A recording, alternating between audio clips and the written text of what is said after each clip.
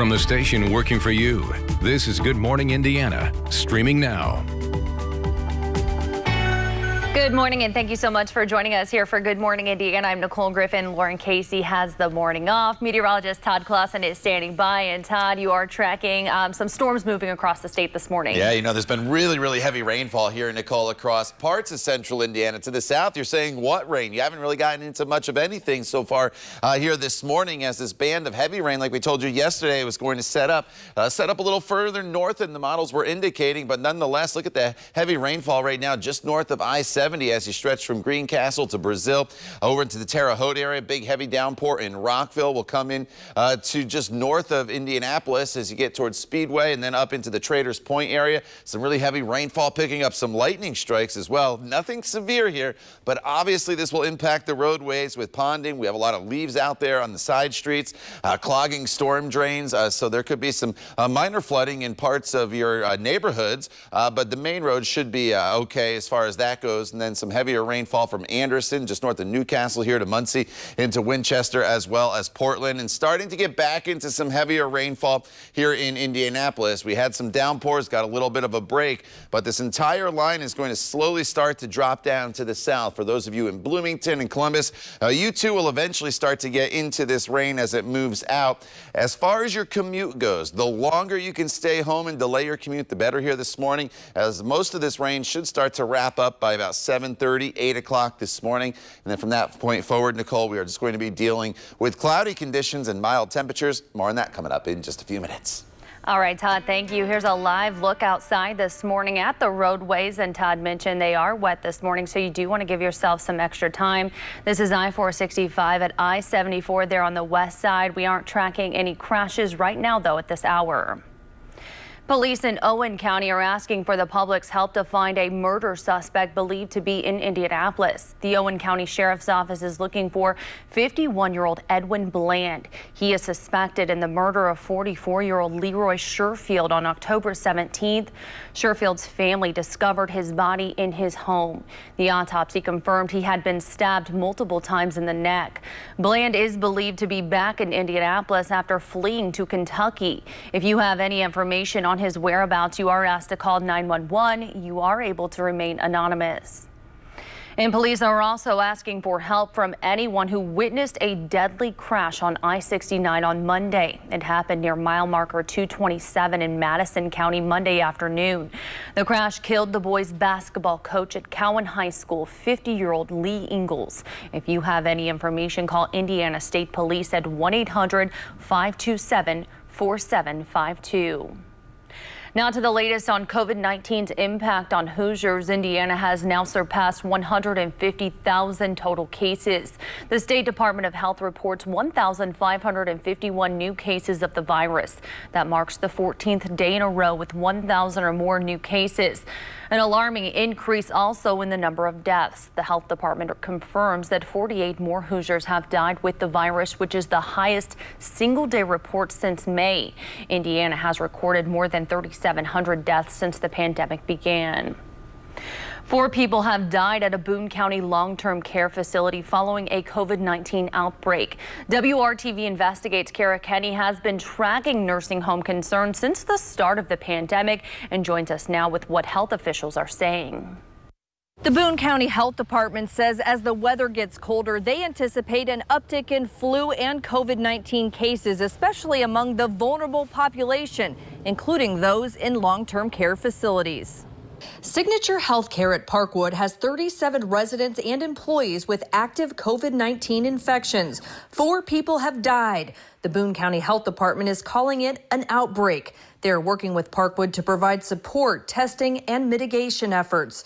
Over the last month, Indiana has had 40,000 new cases of COVID-19, but only 3.5% of new cases have been in long-term care facilities. WRTV Investigates asked the health department how this outbreak may have started. We can try to contact trace as best we can, but the thing is we may never know.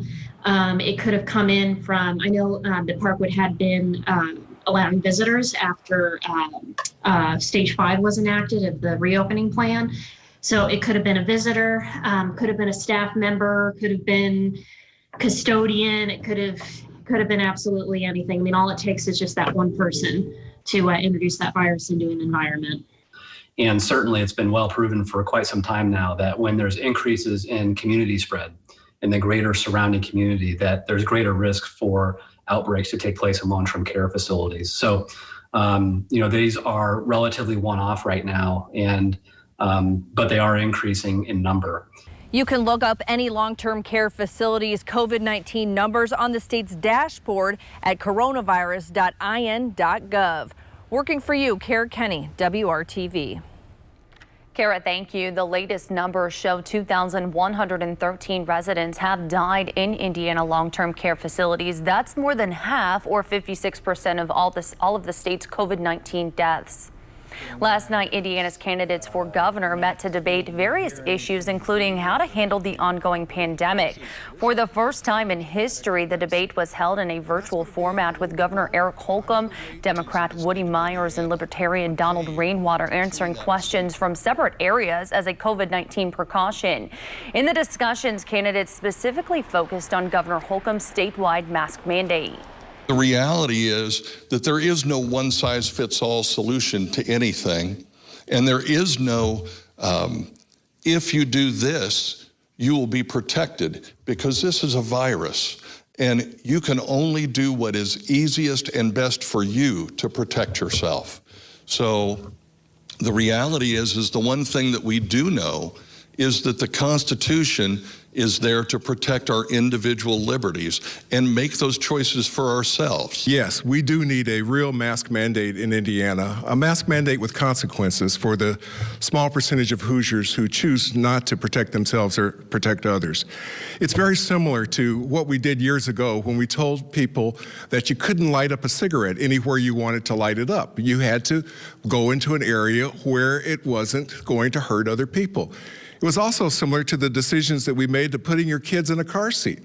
It's very important to protect their safety and just to protect the safety of others. Our individual liberty needs to be guarded. When that liberty or those actions start to infringe on someone else, that's where we have to take a look at the public safety. It's just like a seatbelt. It's just like wearing shoes in a restaurant. It's just like fire codes. They're meant for safety procedures. We're in an emergency, a public health emergency, so that we do have a state mandated mask requirement throughout the state. It's a strong statement that says this works. Governor Holcomb first issued a statewide mask mandate back in July. No penalties are included in this order. The candidates also discussed other topics like economic development and gun violence. You can watch the full debate right now on WRTV.com. While much of the focus on economic recovery has been on downtown Indianapolis, businesses in every corner of the city are suffering through the pandemic. That is why a new grant program is specifically offering funds for small businesses on the far east side. Minority, immigrant, and women-owned businesses with between 1 and 10 employees are eligible to apply. The owners of two far east side businesses, Kingdom Cleaners and Miss Marcia's Sweets, tell WRTV they feel like their community has been forgotten. Grants would help not only Miss Marcia's Sweets, but it would also help build up this plaza here. It would also build up the community. I can go home and sleep. I can go home and sleep for at least a couple of nights, you know what I mean? Instead of going home and worrying about how I'm gonna pay these bills. Grant recipients will receive up to $5,000. The money can be used for things like rent, payroll, and operating expenses. The deadline to apply is this weekend. For more information, go to WRTV.com and click on this story. And more grant money is being made available for live music venues across Marion County. Mayor Joe Hogsett announced a second round of funding for the Music City Strategy Recovery Program. You can apply at musicalfamilytree.org. The due date is October 30th. Indiana is joining in on a federal lawsuit against Google. Coming up, the claims calling the tech giant an unlawful monopoly. And extra online shopping during the pandemic could impact plans for your holiday gifts. What experts say you should do to make sure your presents get to you on time. Todd. And Nicole, very, very heavy rainfall taking place now across parts of central Indiana. Some flood warnings are posted for parts of the area. This entire line that stretches across the whole state will slowly start to sink south here over the course of the next few hours, and it should start to weaken a bit. But we'll give you a tour of the hardest hit spots coming up when Good Morning Indiana continues right here on WRTV.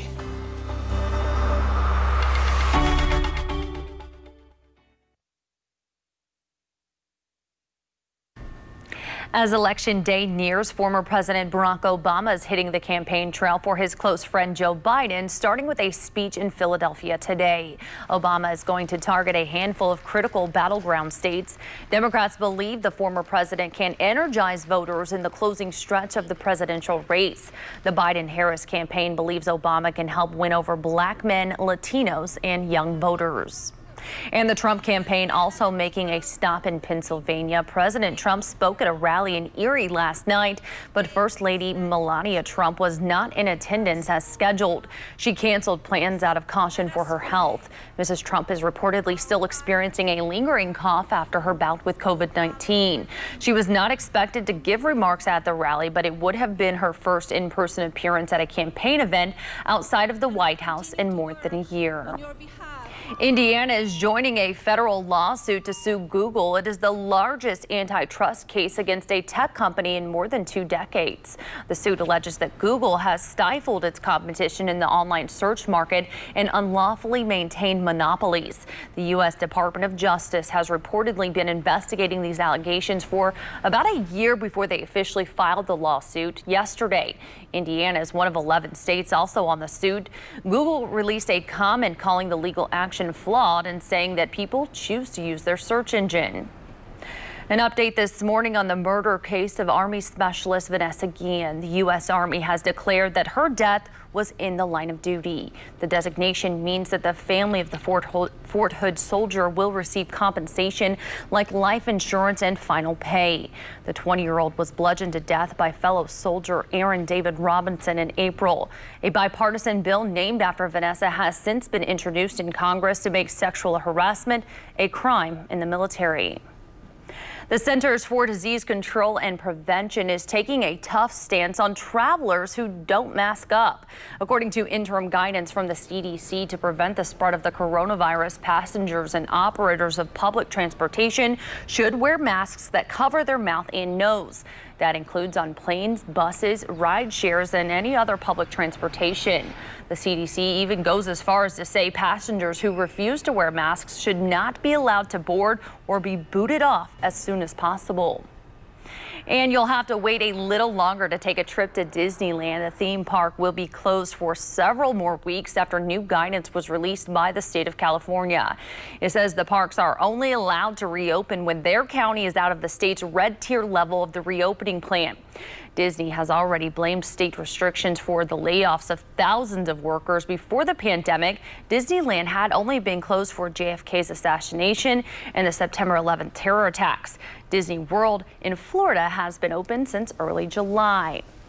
Now to your forecast, Todd. I feel like we can hear the rain right here in the studios. Heavy rain this morning. You can, and that's why it is a Storm Team 6 alert day, because this heavy rain impacting a good chunk of central Indiana. Now we have some flood warnings out there that I'll show you, but I want to start you off with the radar and show exactly in your neighborhoods where the rain's coming down the heaviest. There's some lightning out there as well. Much of Marion County here dealing with some very, very heavy rainfall with these lightning strikes as you work your way up towards Washington Township, back towards Pike Township as well. Heavy rain just getting ready to move into Greenfield right now as well, and it's going to start to settle to the south. Southern locations, you haven't seen a whole lot in the way of rainfall this morning, but this entire line will start dropping a little further south. So you'll start to get into some of this heavy rainfall a little after the top of the hour. We slide back to the west, impacting I-70 all the way from Indianapolis now back into the Terre Haute area. Brazil, some heavy rainfall. We'll slide a little further to the north and northeast. For those of you in Muncie and Anderson, some very heavy rainfall. over into the Winchester area as well. And again, then as we slide down to the south here, Martinsville, some downpours starting in Franklin and Nashville now. And again, this is going to start to fill in southern locations here this morning after you've missed out on a lot of the rainfall throughout the overnight hours. And it's a pretty thin band of rain, and it should start to weaken here as the morning progresses. That is the good news. But look at some of these rainfall totals in just the last 12 hours. This does not include the rain that we saw earlier in the week. Just the last 12 hours, over 4 inches just north of Terre Haute. And again, these are rainfall estimates from radar, not official numbers, but close to 3 inches in spots, as well as north of Indianapolis. And that's why we do have some flood warnings that are in effect here until 8 a.m. stretching north of Terre Haute. And it does now include northern portions of the Indianapolis area and to far southern locations there in the Carmel area. Going forward, this line, as I mentioned, will start to drop to the south and shift off to the east. So by the time we get to 7 a.m., we're going to be dealing with the rain mainly out of the metro area, but still in Richmond, down to Shelbyville and Bloomington. By 8 o'clock, we're dealing with just lighter rainfall across the area. And then by 11 o'clock, it's just a few hit or miss showers. So the later you can leave for your morning commute, the better off you will be here throughout the course of the day today. As far as additional rainfall on top of what we've seen so far, you notice how this band is putting down another ½ an inch to maybe a little bit more across parts of I-70. Lower totals as you work your way to the south, but I think you'll pick up a little more than the models are indicating there in southern locations. Now, as you walk out the door, the good news is it's nice and mild. These temperatures have been coming up throughout the overnight hours. We are in the 50s and 60s and even close to 70 degrees right now in Bloomington. Today's not a washout. We just deal with this rain for another couple hours and then just mostly cloudy skies with temperatures climbing into the mid to upper 60s. Going forward in this forecast, tomorrow's still the best day of the week. Partly cloudy, warm up to 80 degrees. Still warm on Friday, but look for storms, and some of the storms on Friday could be strong because it's a pretty powerful cold front that's heading our way, and it's going to drop the temperatures about 20 degrees as we head into Saturday with partly cloudy skies. Remains cool then Sunday at 57 and into next week, as it also remains more unsettled with numerous rain opportunities going forward all the way into Tuesday morning. Nicole. All right, Todd, thank you. We are keeping a close eye on the roads this morning as that rain continues to come down across central Indiana. This is a live look at our INDOT traffic camera, I-465 at Binford Boulevard, where you can see the rain is kind of covering the camera here at this area here. But you will want to give yourself some extra time since those roads are wet this morning as you head out the door. Retailers are pushing people to shop early this holiday season, and that is because the pandemic has caused delivery companies to work overtime, and that strain is only expected to get worse. Experts say that starting Thanksgiving, 56 million packages are expected to be shipped per day, including on weekends. That's an excess of 7 million packages that delivery services will have to deal with. That could mean a delay if you are opting for free shipping. Experts say this season it may be worth paying for shipping even if you qualify for the free option. Retailers are trying to use the cheapest form of transportation, which is the ground service that can take up to 5-6 days. And during this holiday season, it may take an extra day or two. Well, if you are using express shipping, it is still best to get that package in the mail before December 18th. UPS, FedEx, and USPS all have similar shipping times. If you want a real Christmas tree but don't have the means to get it home, there's alternatives this year. Lowe's is offering Christmas tree delivery. You can start ordering fresh cut trees and wreaths starting October 30th. They will be delivered within 2 to 5 days, and delivery is free if your order is at least $45. One company is making sure the pandemic won't pull a trick on Halloween this year. After the break, a look at REESE'S invention to help kids safely trick or treat. In October is Bullying Prevention Month. Coming up, all new at 5 o'clock, warning signs parents should look for if your kid is being bullied or is the bully. It's 4:51. You're watching Good Morning Indiana. We'll be right back.